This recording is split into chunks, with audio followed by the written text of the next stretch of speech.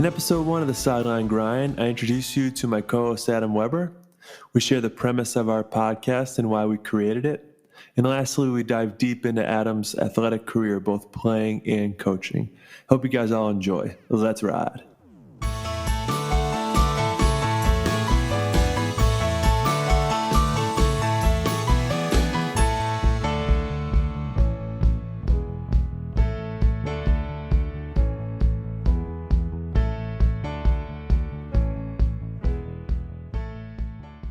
Good morning and happy Monday.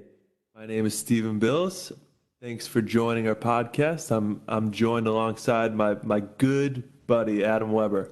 Webbs, how you doing, my man? Steve, doing awesome today.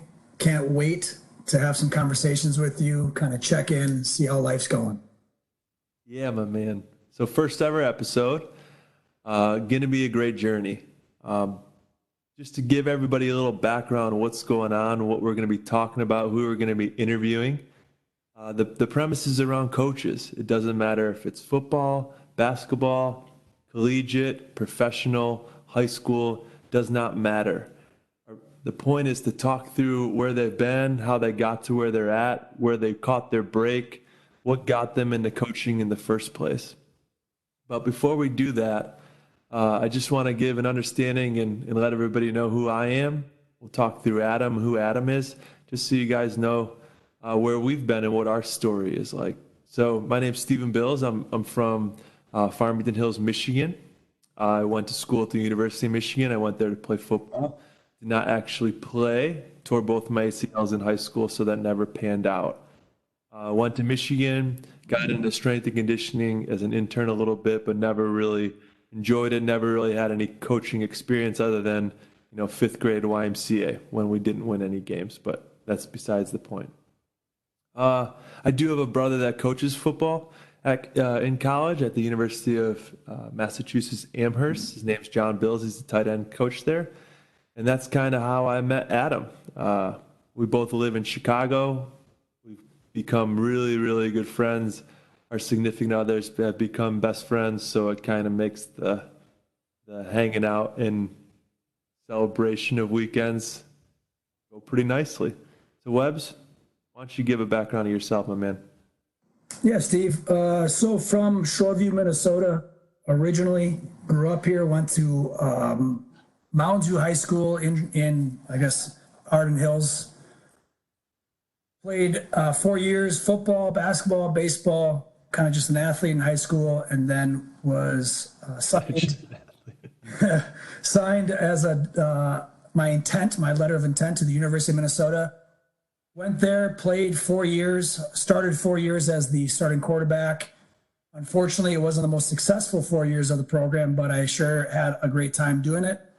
Was lucky enough to get into the NFL. I signed as an undrafted free agent with the Denver Broncos, was with them for a year and a half for one full season. That would have been the 2011 season. Was then cut and signed with the Tampa Bay Buccaneers, was with them for the 2012 season and the start of the 2013 season. Was then cut again, which I saw there was a kind of a pattern there where I guess I wasn't maybe up to par to make it at that level, which was a tough pill to swallow, but went up to Canada for a little bit, tried that out, tried to make a run up there. That did not work out.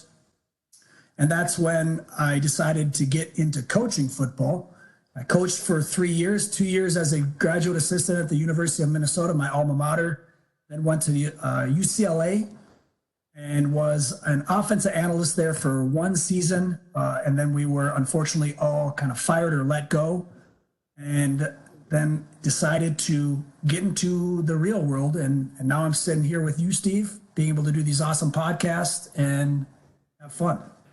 So the premise of today's episode, we're going to be kind of going through Adam's story, and I'll be interviewing him, and we'll just be discussing. I mean, we call it an interview, but this is kind of just what we do on a normal weekend when we get to hang out. So we'll kind of take you guys through what that's like.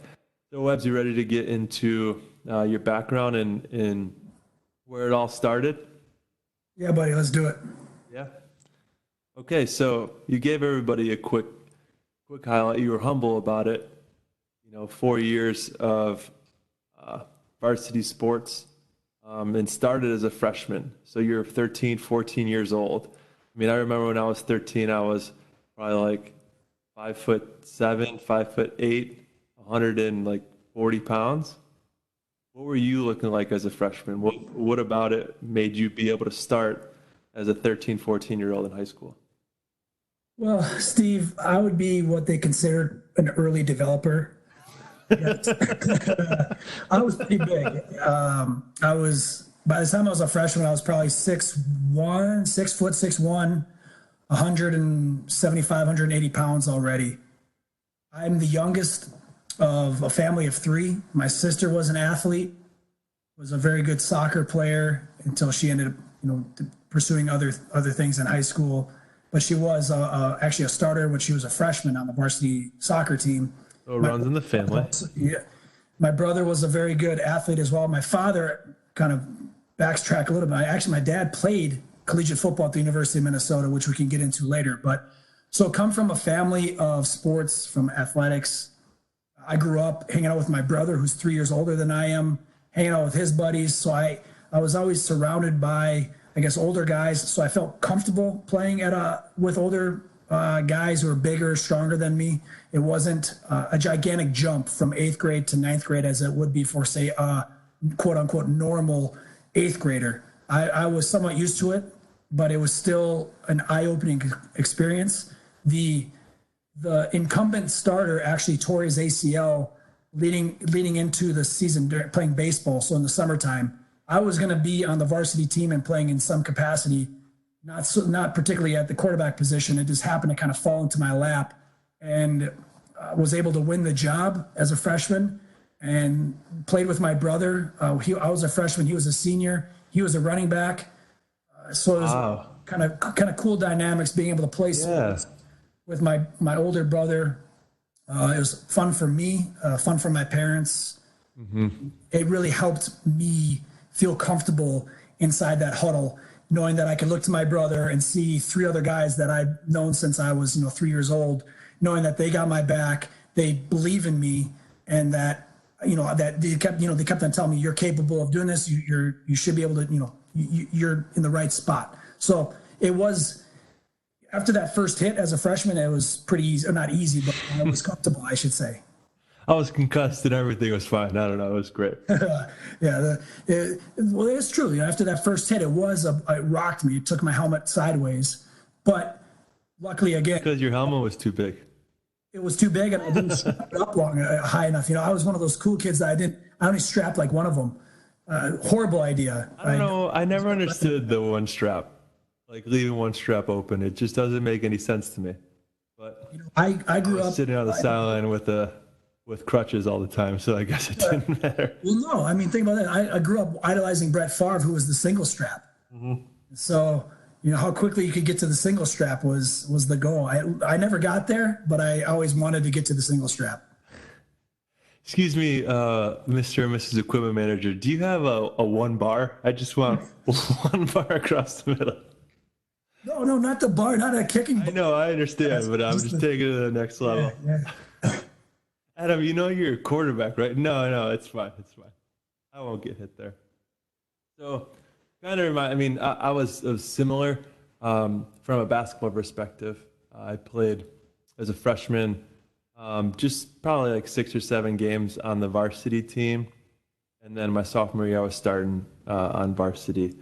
And my brother was a senior, so John, the same one that coaches at UMass, he was a senior when I was a freshman. So playing with all of his friends, it really, there's a blessing and a curse because, yes, it kind of gives you the comfort of having people that that are upperclassmen that can kind of teach you and mold you into a better athlete. But then there's kind of the bullying side where it's just like you're still the younger brother, you're still at a pretty immature age, and they're going to take a shot at you when they have the opportunity.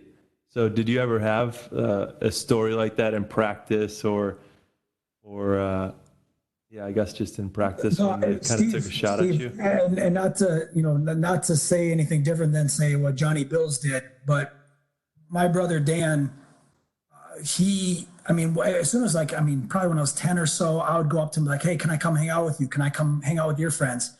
And he never said no. He's always like, yeah, you're coming you're hanging out with us. That's awesome. Come with. And so when we came up to that, he never felt threatened. He never, made me feel like I was a younger brother. Now we definitely had our moments where we'd fight or get in arguments, just like any brothers do. But once it got to that level, I never experienced any hazing. Now, again, I think what helps with that is that I was roughly the same size as some of our biggest guys. Like, in high school, some of your old linemen are, 230 pounds. Right. Not these monsters that in college and the NFL. Yeah. So I was already at a very mature body size. My mind probably wasn't mature, but my body was. So it's tough to bully you when you're the freshman and you're starting at quarterback at varsity. So, and we had to see you, Adam. You developed early. We're all proud of you for that. Yeah, thank you. So it's really one of those things, a little feather in my cap. Yeah. Okay, so let's fast forward. We don't need to get into like you being all state or all American or whatever it was. We don't need to get into those accolades, but I do want to jump to going into your junior year. So you're starting to get some looks in Midwest schools in college. You had some from the West Coast that we'll touch on, but you went to a camp at the University of Minnesota. What was that experience like? Who did you meet there, and how did that contribute to ultimately getting to Minnesota and your recruitment process? Yeah, so kind of coming up through high school, I was pursuing baseball at a high level. I was getting some looks there. And also with football, I enjoyed football. I was talented at football, but I wasn't sure, which sport would I move up, take to the next level if I was able to. With football, I got a scholarship offer from Western Michigan. That was my first offer, and that's where I knew, like, okay, things are coming. I did a few camps, and then I went to the University of Minnesota football camp.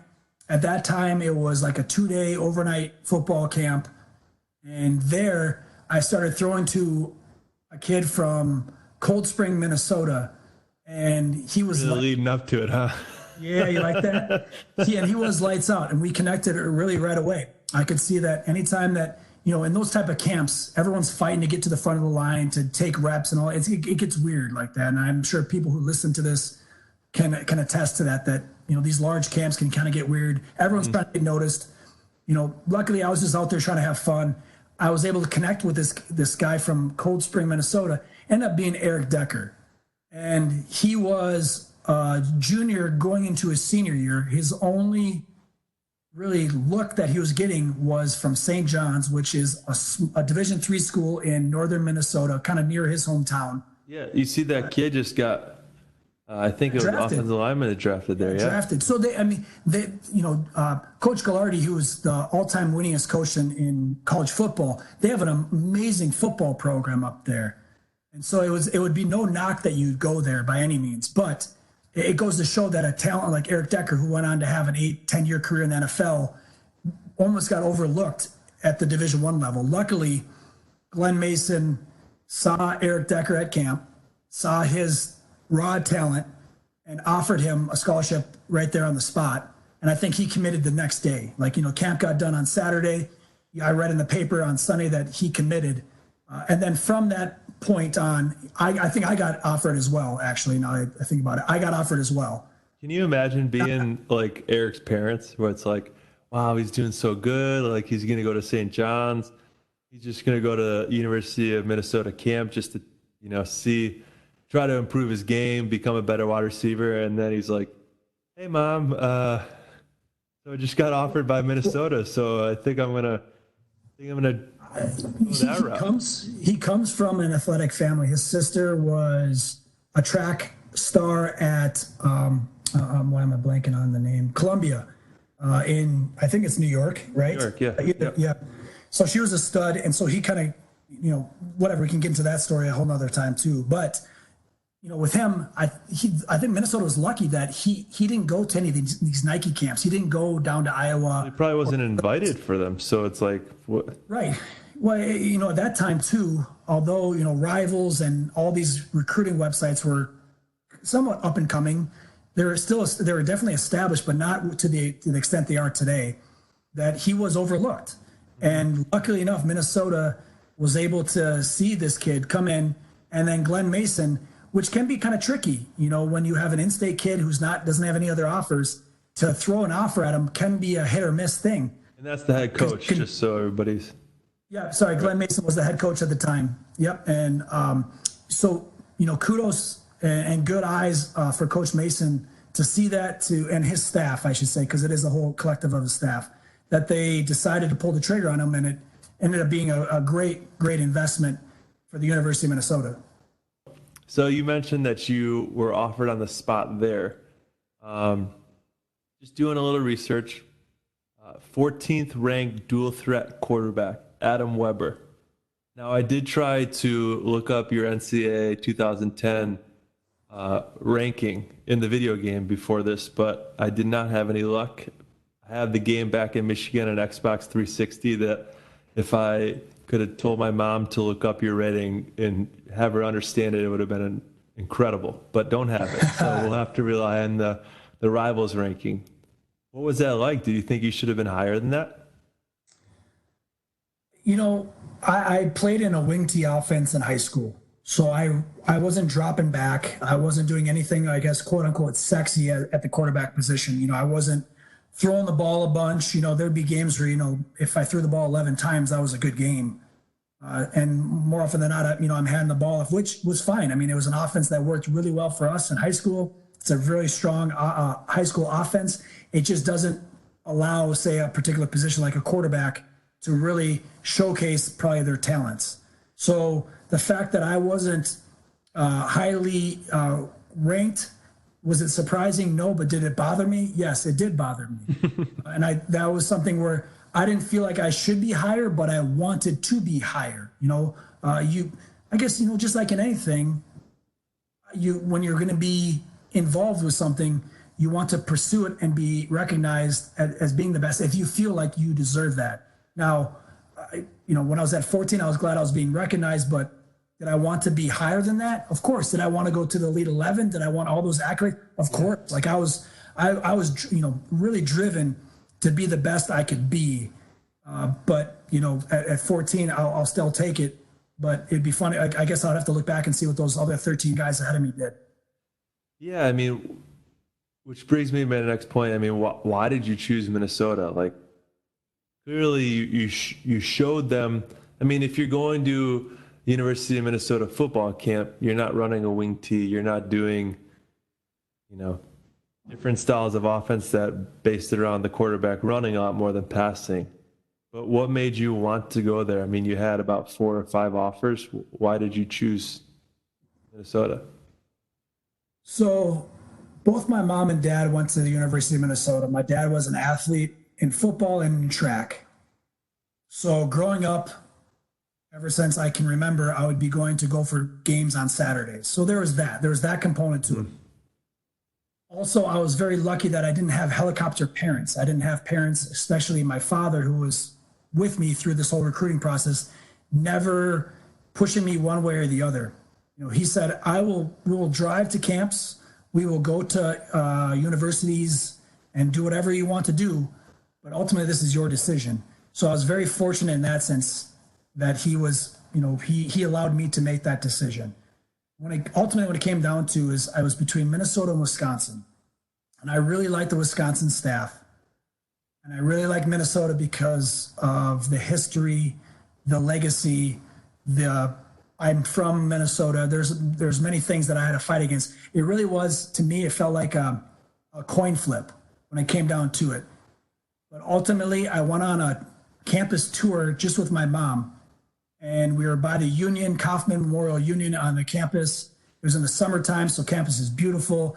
Looked at the river, and I thought to myself, if I could never play football ever again, where would I want to be? Which is, an unfortunate thing to think about, but It was something that I had to at least keep in the back of my mind. And at that moment, I realized that I couldn't turn my back on the University of Minnesota. I couldn't turn the back on my home state. And I would be happy at the University of Minnesota if I wasn't playing football. But it was no doubt a tough decision to make because, again, Wisconsin did a really good job. I really liked the coaching staff, and I was really close to pulling the trigger there. And that was one of the harder calls I've ever had to make as a young 18-year-old man, to call up a coaching staff and tell them I've made a decision to go elsewhere. But yeah, I'm glad I did. I'm glad I did. Things obviously were, I wish the probably 4 years in the record was different, but as cliche as it is, I wouldn't change it for the world. Okay, so you talked about a couple scholarship offers, mainly in the Midwest, but you did have one other offer from a West Coast team. Who was that? What college is that? Yeah, it's a silly story. It's really ridiculous, actually. After I committed to Minnesota and told all these coaches who were kind of actively pursuing or actively recruiting me, I should say, told them like my recruiting's closed. I'm comfortably committed to the University of Minnesota. Probably a month after that, I was going through mail, and at that time I was receiving mail from a lot of schools, which doesn't mean anything. But no, it means absolutely nothing. The best type of mail you get are the ones you could tell it's just like a photocopied, handwritten note. Yeah, and then, anyways, besides the point. I was looking through it, and one of which was the University of Oregon. And finally, just saw that it wasn't opened. And so I don't know if I opened it or my mom opened it or whatever it was, but opened it. And then in there was a formal scholarship offer from the University of Oregon. It was the most ridiculous thing because I was like, oh, man, I had no idea. Because there was some interest, but never anything to the extent where I'd think that they'd be offering me. And then sure enough, after the fact, I realized that a month after I committed that I had a scholarship offer from Oregon. Yeah. So that was in your freshman year of 2006, right? Redshirt freshman year. Yeah. So I was a redshirt freshman in 2006. Yep. Okay. So 2006, we have 7-6, 2007, 9-4, 2008 and 2009, 10-3 in 2010, which would be your redshirt senior year, 12-1 under Chip Kelly. Yep. You could also if you want to go down that route, you could also look up the success that Wisconsin had in those years too. Oh man, that does remind me because the college football recruiting process, if you're not a top tier guy, it's such a crapshoot because especially if you're from a high school that it's not popular for a kid to get recruited heavily, they're just not ready for it. They're not. It's not on the top of their mind. I agree with you. Schools that are used to being heavily recruited, not only does the coach know how to communicate and do that, but everything involved with it. It's almost like a system in place, and so there's no doubt that getting into it. It's not like my parents had any experience with my brother or my sister before me of how this worked, and they put the kind of controls in my lap, which I appreciated, but it wasn't like I was looking at the roster that they had. I was going off of my gut feeling, and ultimately I'm glad that I made the decision I made based my gut, because you could go to a winning program and who knows if I went to Wisconsin, who knows if I went to Oregon, if I even would have become the starter. There's no guarantee with that. Lucky enough, I went to Minnesota and was able to earn or win that starting spot. And but it didn't. The success wasn't there. I got you. Yeah. You know what I'm saying? So it's like I went with my feelings and I went with where I wanted to go. And I swear I do not look back on that decision. Yeah. And say what could have been. And even in that time, I mean, I'm 28, you're 32. 32. So 4-year difference, which, I mean, you think from a technology standpoint, it's a big deal from 2005 to, 2009. And when I was this was going into my senior year, so it was my junior year of high school again. So I tore my ACL junior year, tore my other ACL senior year of high school. So never really panned out, but I got invited. I'll never forget this. I was in my like choir class my junior year, and I get like an administrator that came down and handed me a bunch of mail, like you said, of like colleges, and it was from the University of Cincinnati. So at that time, that was Brian Kelly, the year before he left for Notre Dame, and I remember opening the letter like, oh my gosh, Cincinnati, like they're a top 10 team, like in a BCS bowl. This is incredible. And I got invited to their junior day, and I looked at the date. It was like, I must have got it in March. So they had already, like, the bowl season's already over. But I got it in like February or March, and it was for their junior day. Or maybe I got it in April. It was for their junior day in March or in February. So I didn't get the letter until like 5-6 weeks after the junior day After the took fact. place. And I was like, what the heck is this? Like, where's the sense of urgency in the administration office? Like, we can't get mail. Yeah, no, it's been After the thing took sitting in the place. office for the last 3 months. I don't know if this is important for you, Steve, but here you My go. goodness gracious. Here's a kid that's coming off a torn ACL. Like, the only thing he's trying to do is make a name for himself and become somewhat a parent. And it's just like, nope, sorry. We're just going to not have it be a priority. But now we're here. So can't really hate. So let's fast forward, Webbs. So you sat out your freshman year as a red shirt. In your mind, what was it like to start as a redshirt freshman? I mean, did you have the same type of nerves that you had as a freshman in high school, or was it more of a confidence like, yeah, I deserve to be here, I've earned this, and I'm ready to go out there and do my thing, despite the record? It's interesting because in my mind, I felt like I was calm and collected, but I'm sure I was acting weird, trying to be as cool, calm, and collected as possible.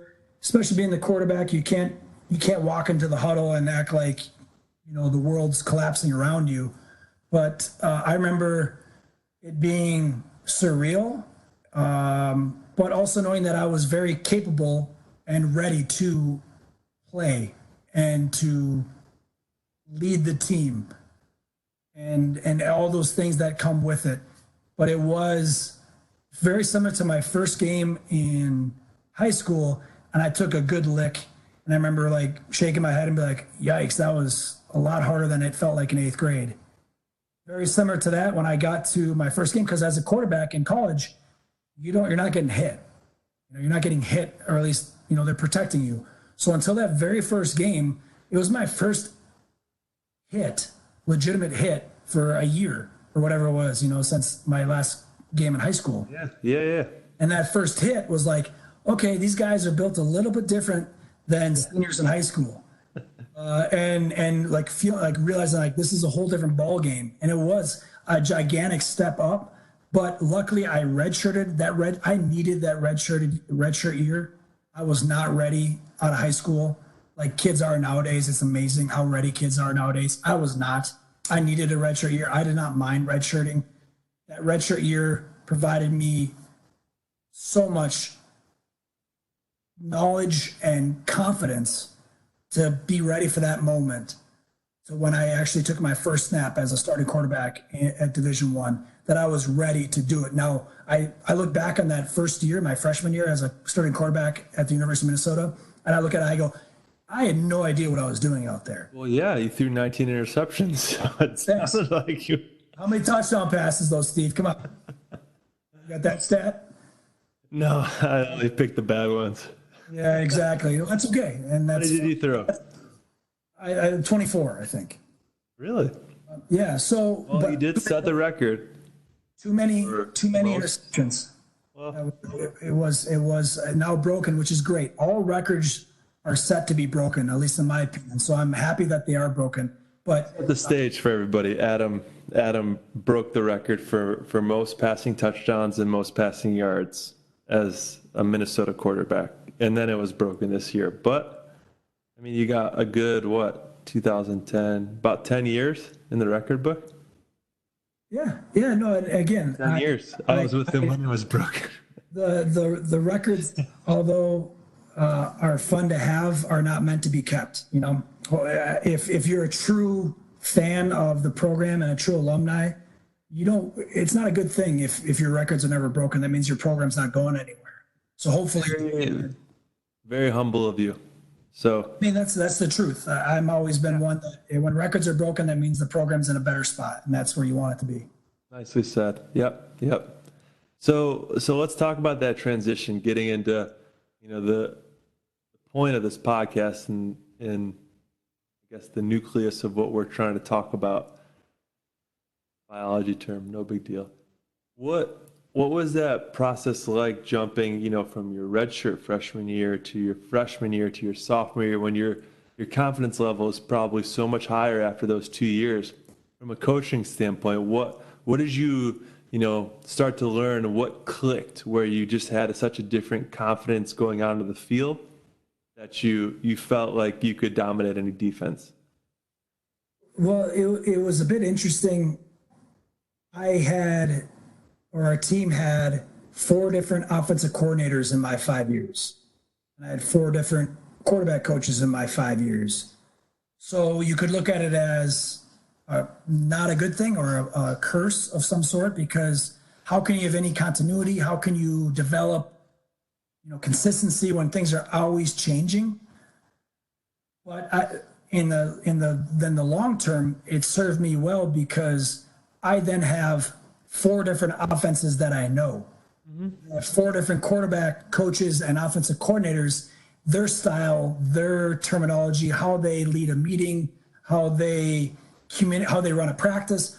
All those things then served me when I then moved into being a coach. So it's one of those things where you can either focus on, it was really too bad that there's so much change when I was playing, which I do believe led to our lack of success, but that's besides the point. But it definitely served me well moving forward to understand the game of football at a deeper level, a higher level than, say, the normal person that goes through one system there 4 years. And in what ways? Like what was tangible? What did you pull from those four different offensive coordinators where you're like, I'm going to pull one from, and I don't know them off the top of my head, but 2006, 2007, 2008, when you became a GA at Minnesota after your professional career was over, you're like, I remember this. I learned this in 2007, and it seemed to work out well with myself. So I'm going to try to adopt these same coaching strategies. Yeah, so I mean, on a very high level, it would be when you're trying to coach so I'm speaking as a coach now. When you have a young player coming into a collegiate system, it is a gigantic jump. It's the largest jump they'll make in their sports career. The jump to the NFL is a big jump, but it's not as drastic as from high school to college. It's a very, very big jump in the complexity of the offense and the size of players and the speed of players, et cetera, et cetera. But by learning different offenses, it's like learning a new language. You don't focus on every single word, and like when you're given a playbook, it's not like reading a book. You don't start on page 1 and read it all the way through. You won't be able to conceptualize it. You learn where to focus you learn to focus where your focus should be. And so as a coach, I could then take a young kid and say, okay, yeah, you learn that on your own time, but right now, if you're going to spend an hour looking at this thing, here's what you want to learn. This will help you the most. Understanding personnel. And what does that personnel do? How does that change a defense? How does that change our formations? Where all of a sudden, when you don't understand that stuff as a young player, you're looking at Chinese, the language of Chinese. Whereas I would then try to dumb it down to be like, it's not learning a new language as it's just learning a new dialect. It's like speaking Minnesotan compared to speaking Texan. You're speaking the same language, it's just a little bit different with a little bit more of a twang. And so being able to focus on that. And it's with anything, it's just, I have coaching experience indirectly. I don't have coaching experience, but talking with you, talking with my brother, talking with a couple of friends that, we have interviews lined up with that are all in this industry. It's how to best maximize your time, in especially with the players, because as the year goes on from a college standpoint or from professional, you only get so much time with the players. You only have so much time on the field. So you really need to maximize what you're teaching them in those days, the spring practices, the 2 days that you have in August. So, it is truly important, and with anything, just to be efficient with whatever you're doing. So, Webbs, let's fast forward. You're out of college, you set these records, it's awesome. You're an undrafted free agent with the Broncos. You had a few people that you played with there that are kind of a big deal. Do you mind talking about them and who those people are? Yeah, so kind of crazy enough, when I went to Denver the year before, Eric Decker was drafted by Denver. So I was then going to a team where I had a familiar face, which was awesome, right? Very similar to when I was a freshman in high school and I had familiar faces around school and in the huddle and at practice. I had a familiar face within the building or the complex in Dove Valley or in Denver that I could instantly look to and ask for guidance, advice, whatever it may be. So I felt comfortable early on. I always believed that I was capable and I should be there. So I was never like, I didn't show up thinking, hey, I'm above, this is above me. I felt like I was capable. I felt I was talented enough to be there. And just one second, so Webbs, that's what I call him. Webbs and Eric Decker were really good friends, just so everybody's aware, all throughout college, since the Minnesota camps in high school. They really developed a strong bond and hung out all the time and became really good friends. So it's not just like they played at Minnesota together and then Eric Decker happened to be at the Broncos and it was like, oh, Eric, good to see you again. They were, constantly working out together. I'm trying to think. We're roommates for and whatnot. Yeah. Roommates for at least 2 years in college. So we were close, and there's a whole group of those guys in college that were still very close. So, but yes, it was one of those things where getting there was a nice, comforting thing. But my locker was right next to Tim Tebow. We also had Kyle Orton was there when I was there, and then Brady Quinn, who still have a very good relationship with. So those are the three other quarterbacks that were there when I was there that 2011 season. And that's the season that I think people would remember with the year that Kyle Orton was benched. Tim Tebow came in. I believe we were 1-4. Tebow comes in. We win like 6 straight games. We go on this amazing run. We end up winning our division, going to the playoffs, playing Pittsburgh in Denver at home, and going to overtime. And on the very first play, Tim Tebow throws a little bang 8 to Demaryius Thomas. He takes it 80 yards, and we win the game. And it was pandemonium. It was so much fun. I still have the game ball downstairs, not game ball, but a ball that represents. Give me the game ball. every player on the team got a game ball from that game, which is really cool. One of those fun things that you can kind of keep up in your office shelves of sorts, a little talking piece, but very cool, awesome moment. And then later on, I remained on the team throughout the offseason through OTAs. And that is when we brought on, or Denver brought on, or signed, I should say, Peyton Manning.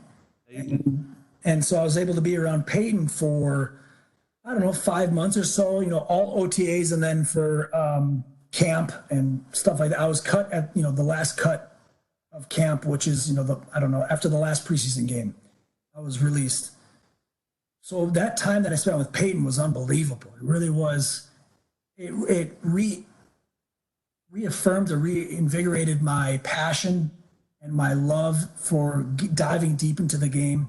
And it's probably one of the reasons why I decided later on to go into coaching was that time I spent with Peyton. It was really kind of hard to put in words, but really just fun to be around. Well, shoot, he's a GOAT. He's one of the all-time greats. He really is going to go down as, one of the top players ever to play the game. So to be around him for a little bit of time that I had was awesome. And what are some things that, you took from that 5-month stretch with him that once you got out of playing,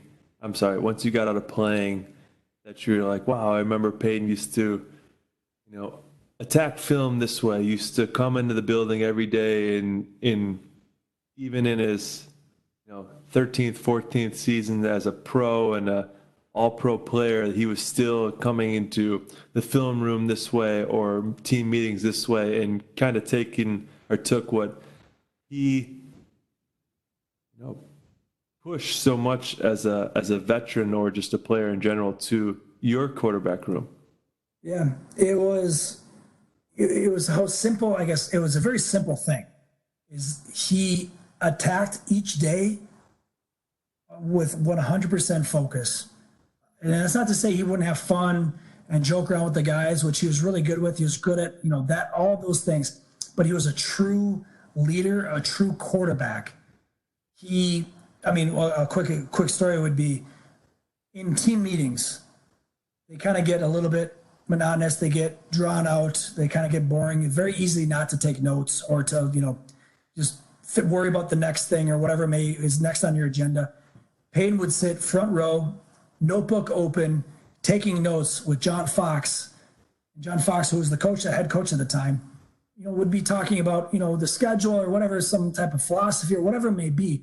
Peyton's down there taking notes. And it was not only for him, which I know that he did it for himself because he was just a student of the game, but it was also knowing that other players would be looking at him. And if they see him taking notes, how can they not be taking notes? If you have a starting quarterback who's at that point, like you said, 14-year NFL career, already at that time regarded as one of the greatest, if he's up here taking notes every single day, how the hell can I not be taking notes? And I better, pick up my slack. And so things like that just bode well. I mean, in the weight room, in between sets, when you'd be taking, you'd say you have a minute in between sets. He'd be like, hey, Adam, go grab a football.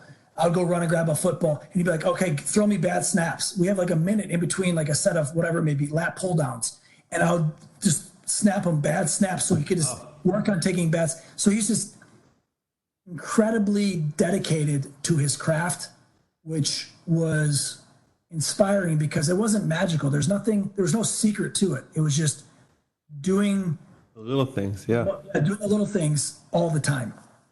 And that's incredible. He's at where he's at because of his hard work and dedication.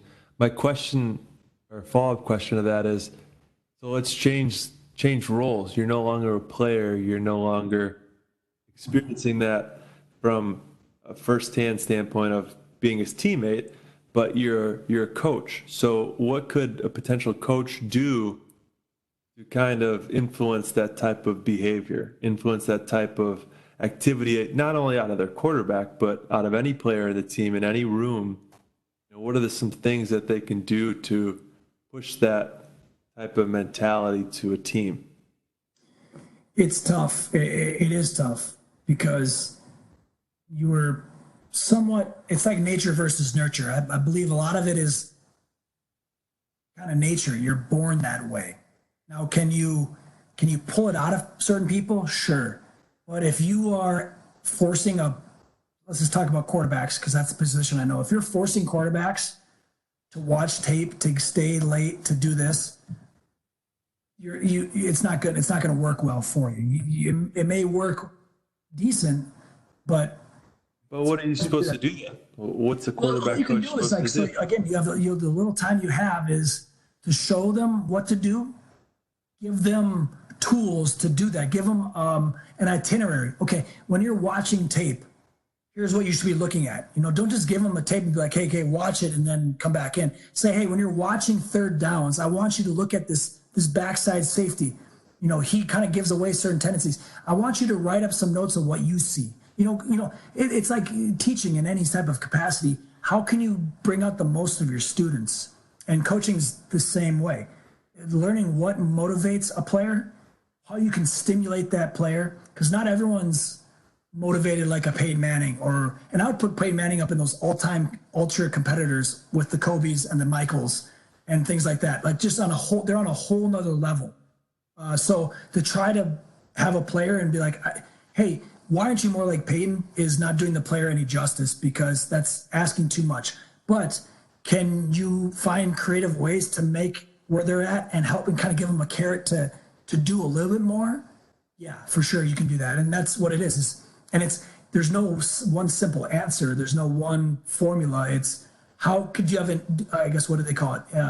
Emotional intelligence. Can you read a person, see what might stimulate them, and then put things in place that allow them then to feel that success that wants them to have them do it more? Yeah, I mean, definitely situational. I mean, we've seen it just from teammates. Some respond incredibly well to getting yelled at and, getting serious pressure from their coaches or teammates. And then you get those that just need an arm around them and have it be more, personal and one-on-one.